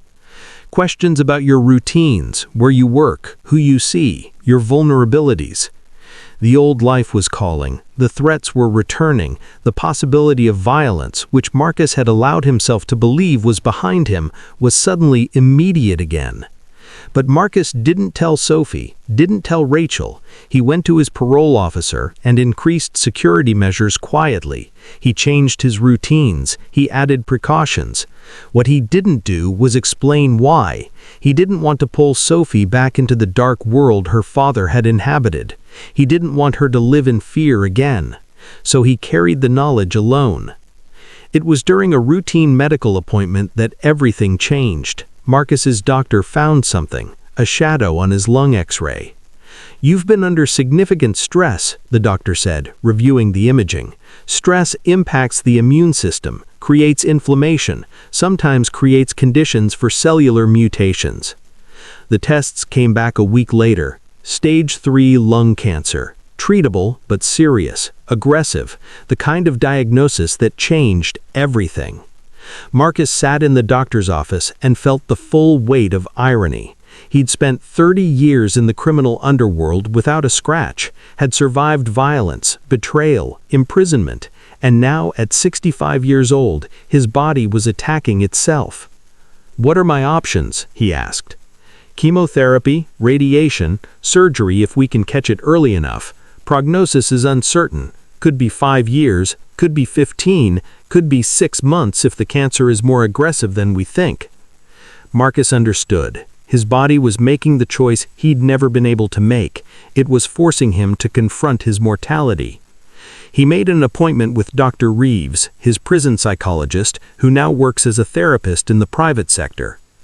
"I'm dying, probably, in the next few years, and I don't know how to tell my daughter." "Why not?" Dr. Reeves asked. "Because I finally got my relationship with her right. We're finally in a good place, and I don't want to burden her with my death." "That's not your choice to make," Dr. Reeves said gently. "She's an adult. She has the right to know what's happening with her father. You're robbing her of the chance to say goodbye if you don't tell her." Marcus understood that Dr. Reeves was right, but he also understood something else. Telling Sophie meant pulling her back into his darkness. It meant making her grieve him while he was still alive. It meant transforming their relationship from one of peace into one of impending loss. He waited 2 weeks. Then he called Sophie and asked her to come to his apartment. Sophie arrived with Rachel. He was grateful for that. He wouldn't have to repeat this twice. "I have cancer," he said without preamble. "Stage 3 lung cancer. Treatment is available but uncertain. I wanted to tell you in person." The silence that followed was deafening. "How long?" Sophie asked finally. "Unknown. Months to years. We won't know until we see how the cancer responds to treatment." Sophie sat down heavily on his small couch. Rachel sat beside her, taking her hand. "Why didn't you tell us immediately?" Sophie asked. "Because I wanted to protect you. Because I wanted our relationship to be defined by something other than my mortality." "That's not your decision to make," Sophie said, her voice sharp. "That's my choice, my right. You're doing it again, making decisions about my life without asking me what I want." Marcus recognized the pattern, recognized that his attempt to protect her was, paradoxically, another form of control. "You're right," he said. "I'm sorry. What do you want?" Sophie looked at her father, this man who'd spent years learning to love her, who was now being torn from her by his own body, and broke. She cried. Long, deep sobs that contained all the grief she'd been holding. Grief for her mother, grief for her childhood, grief for the father she'd only recently learned to know, grief for the future they wouldn't have. Rachel held her. Marcus sat quietly, understanding that his presence was both comfort and a reminder of what they were about to lose. Marcus revealed his cancer diagnosis. Now, Sophie faces the terrifying reality that the father she'd only recently learned to love is dying. But grief isn't the only thing threatening their family. The Chen family threat is also escalating. The chemotherapy was brutal. Marcus lost his hair, lost weight, lost the physical strength that had carried him through his entire adult life. He became a different kind of vulnerable. Visible vulnerability, written across his body for everyone to see. Sophie insisted on being part of his treatment. She took medical leave from her teaching position. She attended appointments. She sat with him through infusions. During one particularly difficult session, as poison dripped into Marcus's veins, destroying cancer cells and healthy cells indiscriminately, Sophie asked, "Do you regret it, living the life you lived?" Marcus considered the question carefully. "No," he said finally, Not living it, but I regret how I lived it. I regret the people I hurt. I regret the years I lost with you and your mother. I regret that my choices created consequences that are destroying us now." "That's not how cancer works," Sophie said. "Cancer isn't punishment for your crimes. It's just cellular mutation, randomness, bad luck." "I know," Marcus said, "but it feels like justice, like the universe balancing things out." Sophie was quiet for a moment. Then, "The universe isn't that organized. We're just trying to find meaning in random tragedy." Marcus smiled despite the pain. His daughter had become wise, not because of his influence, but despite it. The chemotherapy seemed to be working. The tumor shrank. The doctors used words like remission and promising response. Marcus allowed himself to believe, cautiously, that he might have more time than expected. But then Detective Morrison came to visit with news Marcus had been dreading. "The Chen son made his move," Morrison said. "He's consolidated enough power to be dangerous, and Marcus, he's decided you're a loose end." "Of course he has," Marcus said. "We can increase protection, put you in a safe house, give you security detail." "No," Marcus said immediately. "I'm not going back into that life. I'm not living in fear again. I'm not asking Sophie to live in fear." "Then what are you asking for?" Morrison said, frustrated. "Because sitting in an apartment in Chicago with no protection while a vindictive criminal is hunting you seems like suicide." Marcus was quiet for a long moment. "I want to disappear," he said finally. "Not prison, not protection, just gone. A new name, a new city, a chance to finish what time I have left without dragging Sophie into this." When Marcus told Sophie about the Chen threat, she didn't react the way he expected. "No," she said, "absolutely not. You're not disappearing. You're not running. We just got you back." "Sophie, you spent 18 years in prison learning to be my father. You spent 3 years building a life with Rachel and me, and now you're going to abandon us because some criminal wants to kill you?" "That criminal will come after you," Marcus said, quietly. "That's the only way I can protect you." "You know what? I'm sick of you protecting me," Sophie said, tears running down her face. "I'm sick of you making decisions for me. I'm sick of you treating me like I'm still 10 years old running from men in the rain." She stood, pacing the small apartment. "I'm a 37-year-old woman. I have the right to make my own choices about what risks I take, and I choose to have you in my life. I choose to face whatever threat comes with that. I choose you." Marcus felt something break inside him. His daughter was choosing him. After everything, despite everything, she was choosing him. "The Chen family will kill both of us," Marcus said. "Maybe," Sophie acknowledged, "or maybe Detective Morrison and your other contacts can stop them. Or maybe we'll have 5 more years before something happens. Or maybe something else kills us both tomorrow. Life is uncertain, Marcus, and I'm done letting fear dictate my choices." Rachel, who'd been quiet through this entire exchange, spoke up. "Sophie's right," Rachel said. "We face this." Marcus survived the undercover operation. The Chen family threat is eliminated. But cancer doesn't care about redemption. It only cares about cells. And time is running out in ways nobody anticipated. 6 months later. The remission lasted 8 months. Then the cancer came back. Different location, more aggressive. The doctors used words like metastatic and limited options. They talked about palliative care instead of aggressive treatment.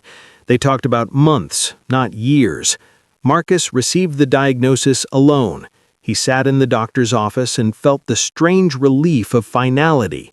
No more uncertainty, no more hoping for more time, just the clear knowledge that his time was finite, soon. He didn't tell Sophie immediately. Instead, he spent 2 weeks putting his affairs in order. He updated his will, everything he had, to Sophie and Rachel. He wrote letters, not apologies, he'd done enough of that, but letters explaining his choices, his reasoning, his love. He wrote to Morrison, thanking him for the second chance. He wrote to Elena, thanking her for believing in him when he didn't believe in himself. He wrote to Robert Castellano, apologizing again for Paul's death and thanking him for his forgiveness. And he wrote to Jennifer. Not a real letter. Jennifer was gone, but a letter anyway, trying to explain what he'd learned, what her daughter had taught him, what he finally understood about love. Jennifer, I'm dying. Not tomorrow, not next month, but soon. And I wanted to write to you because I finally understand what you tried to teach me.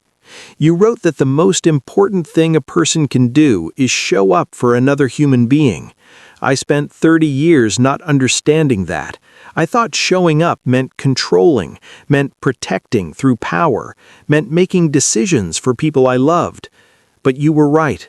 Showing up means being present, means admitting vulnerability, means loving someone even when you can't save them, especially when you can't save them. Our daughter is extraordinary. She's beautiful, intelligent, and brave. And I know she got those things despite me, not because of me. But I also know that she has the capacity to love deeply, and that capacity came from you, from watching you love me despite everything, despite my absence, despite my choices. I'm sorry I wasn't there. I'm sorry I chose empire over you. I'm sorry she grew up without her father. But I'm grateful, so grateful, that she grew up with you, that you taught her what love actually means. I'm going to die soon, Jennifer, and instead of being afraid, I'm at peace, because I finally got to know our daughter. I finally got to love her the way you always believed I could. I finally became the man you thought I could be. Thank you for that. Thank you for Sophie. Thank you for believing in me, even when I didn't deserve belief. Marcus. He called Sophie on a Thursday evening, just the two of them, sitting in her living room while Rachel was at work. The cancer's back, Marcus said. Stage 4, palliative care only. Months, according to the doctors. Sophie didn't cry immediately. She sat very still, processing. How long? She asked finally. 3 to 6 months if I'm unlucky, maybe longer if I'm lucky. They can't be precise. Okay, Sophie said, her voice steady despite tears running down her face. Okay, we deal with this. We face it together. I know, Marcus said. I just wanted you to have time to prepare, to understand that... I understand, Sophie cut him off gently. I understand that you're dying. I understand that we have limited time. I understand that I'm going to lose you, and I'm choosing to spend the time we have left actually living with you, not preparing for your death. Marcus felt his daughter's strength and recognized it as a mirror of his own strength. She'd inherited the ability to face terrible things with clear eyes. Thank you, Marcus said. For what? Sophie asked. For being strong, for being brave, for choosing presence instead of protection. Sophie moved to sit beside her father on the couch. She took his hand. I learned from the best, Sophie said. Over the next weeks, life took on a strange quality, normal moments interrupted by medical appointments, Sophie continuing her work but adjusting her schedule around Marcus's treatments, Rachel bringing them dinner, sitting with them, holding them as they grieved what was coming. Marcus was still working at the nonprofit, though less frequently. He was still mentoring young men trying to leave organized crime, but the work felt different now, urgent, meaningful in a way it hadn't been when he thought he had unlimited time. One afternoon, Devon, the young man Marcus had helped stay away from gang life years ago, came to visit. I heard you're sick. I wanted to say thank you, before... He couldn't finish the sentence. Thank you for what? Marcus asked. Thank you for showing me that people can change, that there's a way out, that you don't have to be defined by where you come from. Marcus smiled. I didn't change for myself. I changed because I had to, because my daughter needed me to. But I'm glad it helped you. It did, Devon said. I'm finishing college. I'm going to be a social worker. I'm going to help other kids like me, like us. Marcus felt something profound in that moment, understanding that his transformation, which had felt like such a personal struggle, had rippled outward, had created change in other people, had meaning beyond himself. That was legacy, not an empire, not a name that inspired fear, but a life that inspired hope.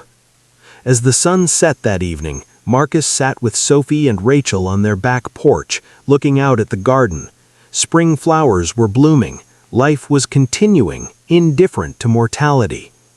"I'm not afraid," Marcus said suddenly. "Of death?" Rachel asked. "Of death, of judgment, of not having done enough? I spent so much of my life being afraid, and now that I'm actually dying, I'm not afraid anymore." "Why?" Sophie asked. "Because I got to know you," Marcus said simply. "Because I got to love you. Because I got to spend time with Rachel. Because I got to help Devin and 100 other kids find their way. That's more than I deserved. That's more than I ever expected." The three of them sat in silence as darkness fell, each understanding that time was precious precisely because it was finite, that love was powerful precisely because it didn't last forever, that meaning came not from permanence but from presence. Marcus has 3 to 6 months. He's chosen peace over fear, but as his body fails, something unexpected happens. People from his past begin arriving to say goodbye, and Marcus realizes he has one final gift to give. Visitors and legacy. Word spread through the city that Marcus Valentino was dying, not through media or official channels, but through the invisible network of people whose lives he'd touched. Elena came first. She sat with Marcus in his apartment and told him stories about Jennifer, about the woman she'd been before addiction, about the love she showed even when it was destroying her. "She would have loved to see you now, to see who you became," she said. "I became her dream," Marcus said. "That's something." Robert Castellano came next, the man whose son Marcus had killed. They sat together in uncomfortable silence for a while before Robert spoke. "I wanted to forgive you while you were still alive. I wanted you to know that I chose forgiveness, that my son's death led to something, that your daughter's work, honoring victims, that mattered." "I'm grateful," Marcus said, "for your forgiveness, for Paul's memory being honored." "He would have been proud of Sophie," Robert said, "just like he would have been proud of the work you're doing now." Detective Morrison visited weekly. They talked about cases, about the city, about the work Marcus had helped enable. Morrison brought photographs of the people Marcus had helped, formerly incarcerated individuals who were now working legitimate jobs, living legitimate lives. "You changed more lives than you destroyed," Morrison said. "That's not how mathematics works," Marcus replied. 73 people can't be balanced by hundreds of positive outcomes. It doesn't work that way." "I know," Morrison said, "but meaning doesn't work mathematically. It works contextually. You destroyed lives, yes, but then you spent decades trying to create value to offset that. That's not redemption, but it's something." Sophie brought people to meet her father, students she'd mentored, friends who'd been impacted by her academic work, people who were doing the work of preventing systemic violence because Sophie had documented its impact. "You created all of this," Sophie told Marcus. "You created the conditions for me to do the work I do. Your darkness created the light I'm bringing into the world." "That's very poetic," Marcus said with a weak smile. "But I'd rather you had a normal life without having to process my crimes." "I know," Sophie said, "but this is the life I have, and I'm grateful for it, for the work, for the meaning." As Marcus's body weakened, the cancer spreading, the treatments becoming less effective, he asked Sophie to help him with something. "I want to record a video for the nonprofit, for Devin and kids like him. Something they can watch after I'm gone." Sophie set up a camera in Marcus's apartment. Rachel sat beside him, providing comfort and occasional clarification when his mind wandered. Marcus spoke for 30 minutes, not about redemption, but about transformation, about the possibility of change, about why it was never too late to become someone different. "My name is Marcus Valentino," he said to the camera, his voice weak but clear. "And I spent 30 years as a criminal. I ordered murders. I ran human trafficking operations. I corrupted officials. I destroyed families. I did terrible things in pursuit of power and money. Then I met my daughter, and everything changed. Not because she convinced me I was wrong, I already knew that, but because she made me understand that my choices mattered, that my redemption mattered, that the man I became mattered more than the man I'd been." If you're watching this, you probably feel trapped. You probably feel like you're defined by your worst choices. You probably feel like there's no way out, no way to change, no way to become someone different. I'm here to tell you that feeling is a lie. Not because change is easy, change is the hardest thing you'll ever do, but because change is possible, because you can choose right now to be different, not perfect, but different, better. And if you choose that, if you do the hard work of understanding why you made the choices you made, then people will notice, people will believe in you, people will see who you're becoming, and they'll help you get there. My daughter had to wait for me to become the man I should have been from the start, but she waited, and I'm grateful for that. And I hope that her waiting, her patience, her belief in my capacity to change, I hope that inspires you. You don't have to be defined by your worst moment. You can choose to be defined by what comes after. You can choose transformation. That's all I'm asking, that you choose to be better than you were yesterday, that you do that every day, that you choose transformation. And if you do that, I promise you, it will matter. Your life will mean something, not redemption, but meaning, and meaning is enough. They finished recording as the sun was setting. Marcus was exhausted. He slept for 14 hours afterward. When he woke, Sophie was sitting beside his bed. "That was beautiful," Sophie said. "That was honest," Marcus replied. "There's a difference." "I know. That's what made it beautiful." Marcus recorded his final message. Now his body is failing rapidly. The doctors say days, maybe a week. And in those final moments, Marcus and Sophie will have conversations that define their entire relationship. Marcus moved to hospice care on a Monday. His apartment was too much for his failing body. He needed medical equipment. He needed around-the-clock care. He needed the support that only a professional facility could provide. Sophie and Rachel brought him to the facility together. They set up his room with photographs, with flowers, with the small comforts that made the sterile hospital room feel like a place where a person could die with dignity. The nurses were kind, experienced with death. They moved Marcus with gentleness, understanding the fragility of his failing body. Sophie was there constantly. She read to him. She talked to him. She held his hand through the increasingly frequent moments of confusion as the cancer and the medications affected his mind. One afternoon when Marcus was lucid, Sophie asked, "Are you in pain?" "No," Marcus said. "The medications keep the pain away, but I'm uncomfortable. There's a wrongness in my body, like everything is slowly shutting down." "That's what dying is," Sophie said gently. "The slow shutdown of systems. We try to make it peaceful, but it's still your body failing you." "I'm ready," Marcus said. "I didn't think I would be, but I am." "What made you ready?" Sophie asked.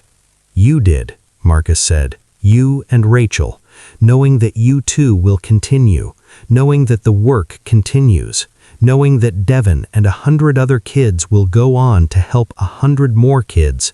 That's continuation. That's legacy." On what would turn out to be Marcus's final day of full lucidity, Marcus asked Sophie to bring Elena and Rachel. He wanted all 3 women in the room, the 3 people who'd shaped his final years. "I need to say things before I can't anymore."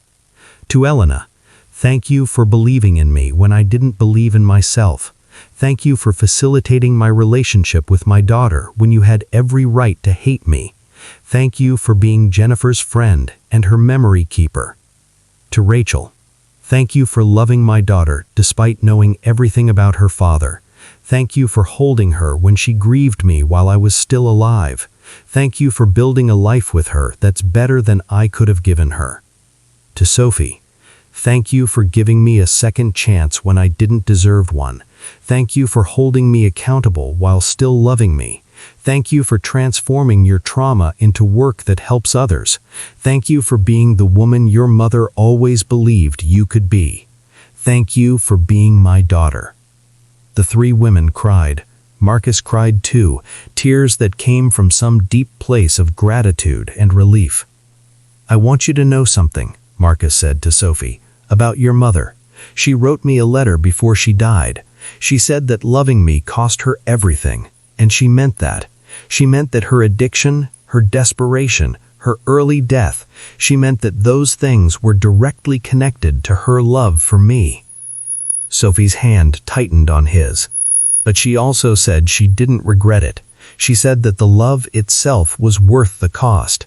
And I want you to understand that your mother was the strongest person I ever knew. Not because she loved me despite my darkness, but because she understood that loving someone broken might cost you everything, and she did it anyway. I'm sorry, Marcus broke. I'm sorry that her love for me destroyed her. I'm sorry that you grew up without her because of my choices. I'm sorry that you had to be strong for both of us. I forgive you, Sophie said simply. Not for the empire, not for the violence, but for trying to be better, for finally understanding what my mother already knew, that love is the only thing that matters. Marcus slipped into unconsciousness that evening. The doctors said it was a matter of hours. His body was shutting down. His organs were failing. Death was very close. Sophie and Rachel sat with him through the night. They talked about the future, about the work they would continue, about how Marcus's life, his crimes, and his transformation both had created a foundation for meaningful work. He did the most important thing, Rachel whispered as dawn approached. He loved us. That's all we get to do. Marcus is dying. Sophie and Rachel are with him, and in his final moments, Marcus will finally understand what legacy actually means. Not redemption, but continuation. Marcus Valentino died at 6:47 a.m. on a Tuesday morning, peacefully, with his daughter holding one hand and Rachel holding the other. There was no drama, no final words, just the slow cessation of breathing, just a body giving way to death. Sophie cried, but not in despair, in gratitude. Her father had made it to the end without pain. That was grace enough. The funeral was small. Elena, Rachel, Detective Morrison, Robert Castellano, Devon, and a dozen other young men whose lives Marcus had touched. No grand ceremony, no eulogy praising his redemption, just quiet acknowledgement of a man who tried, imperfectly, to become better. At the nonprofit, they created a scholarship in Marcus's name, the Marcus Valentino Foundation for Second Chances. It would provide funding for formerly incarcerated individuals pursuing education and legitimate careers. Sophie continued her work as an academic. She published a book titled The Cost of Redemption, One Man's Journey from Crime to Conscience. It became a standard text in criminology and psychology courses. It didn't celebrate Marcus, but it documented his transformation with honesty and nuance. 5 years after Marcus's death, Sophie stood in front of a university auditorium, speaking about her research. 300 students, faculty members, people interested in understanding how systemic violence could be interrupted. She talked about her mother, about the addiction that had destroyed her, about the love that had survived that addiction anyway. She talked about her father, about the empire he had built, about the violence he had committed, about the man he became despite decades of criminality. And she talked about legacy. Legacy isn't redemption, Sophie told the auditorium. My father never believed he was redeemed, and he was right. What he did, 73 murders, human trafficking, corruption. That can't be redeemed. The harm he caused is permanent. It echoes through families and communities. Sophie paused, looking at the photographs projected behind her.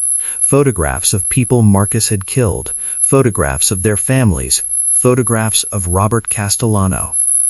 But legacy is what comes after the damage is acknowledged. My father's violence created the conditions for my trauma, and my trauma created the conditions for my academic work, and my academic work is helping prevent future trauma. That's not redemption. That's transformation of pain into purpose.